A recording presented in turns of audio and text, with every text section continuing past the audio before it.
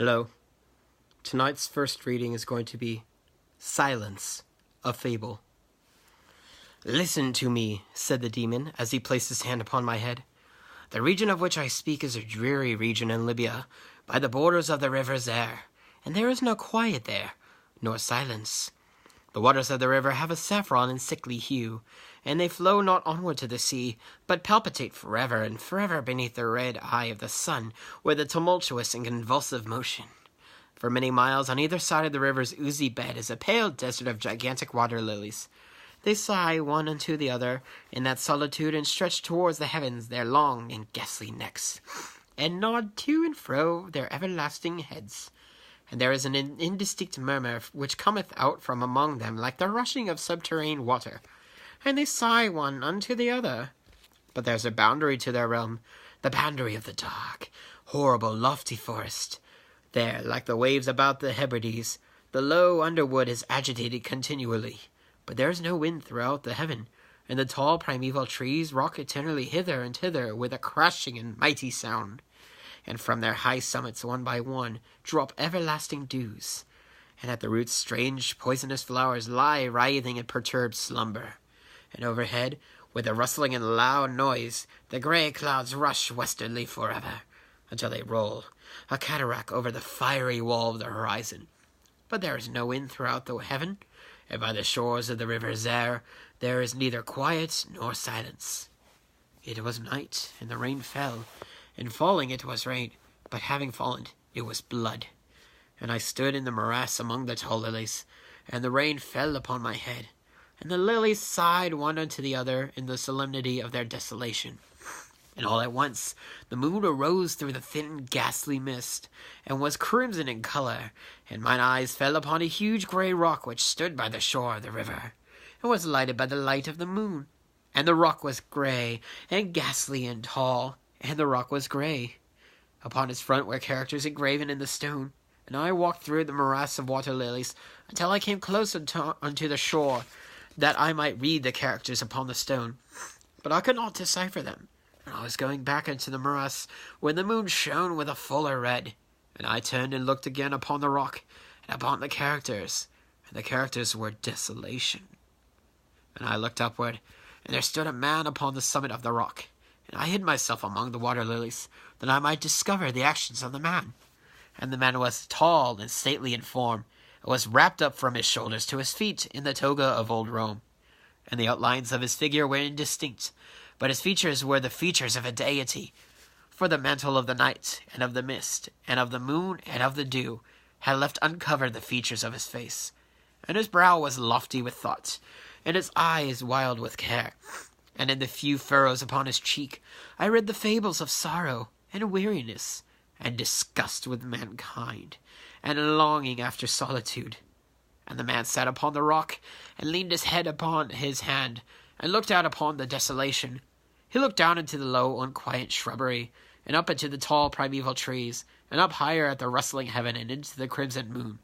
And I lay close within shelter of the lilies, and observed the actions of the man. And the man trembled in the solitude, but the night waned, and he sat upon the rock. And the man turned his attention from the heaven, and looked out upon the dreary rivers there, and upon the yellow ghastly waters, and upon the pale legions of the water lilies. And the man listened to the sighs of the water lilies, and to the murmur that came up from among them.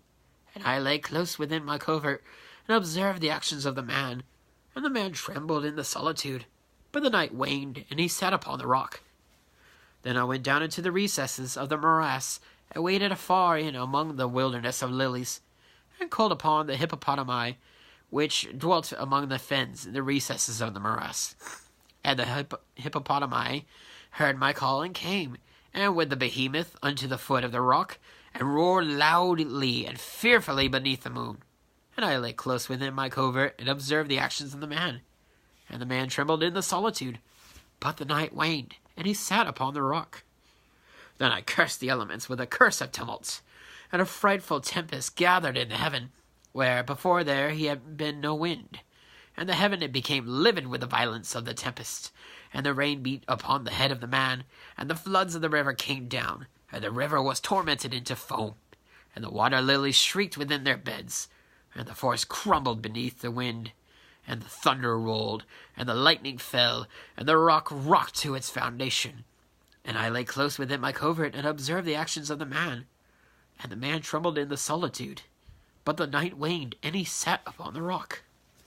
Then I grew angry and cursed with the curse of silence, the river and the lilies, and the wind, and the forest, and the heaven and the thunder, and the sighs of the water lilies. And they became accursed, and were still. And the moon ceased to totter up its pathway to heaven, and the thunder died away, and the lightning did not flash, and the clouds hung motionless, and the waters sunk to their level and remained, and the trees ceased to rock, and the water lilies sighed no more, and the murmur was heard no longer from among them, nor any shadow or sound throughout the vast illimitable desert. And I looked upon the characters of the rock, and they were changed, and the characters were silence. And mine eyes fell upon the countenance of the man, and his countenance was wan with terror. And hurriedly he raised his head from his hand, and stood forth upon the rock and listened. But there was no voice throughout the vast illimitable desert, and the characters upon the rock were silence. And the man shuddered, and turned his face away, and fled afar off in haste, so that I beheld him no more. Now there are fine tales of the volumes of the Magi in the iron-bound, melancholy volumes of the Magi. Therein, I say, are glorious histories of the heaven, and of the earth, and of the mighty sea, and of the genii that overruled the sea, and the earth, and the lofty heaven. There was much lore too in the sayings which were said by the Sibyls, and holy things were heard of old by the dim leaves that trembled around Dodona. But as Allah liveth, that fable which the demon told me as he sat by my side in the shadow of the tomb, I hold to be the most wonderful of all. And as the demon made an end of his story, he fell back within the cavity of the tomb and laughed. And I could not laugh for the demon, and he cursed me because I could not laugh. And the lynx which dwelleth forever in the tomb came out therefrom, and lay down at the feet of the demon, and looked at him steadily in the face.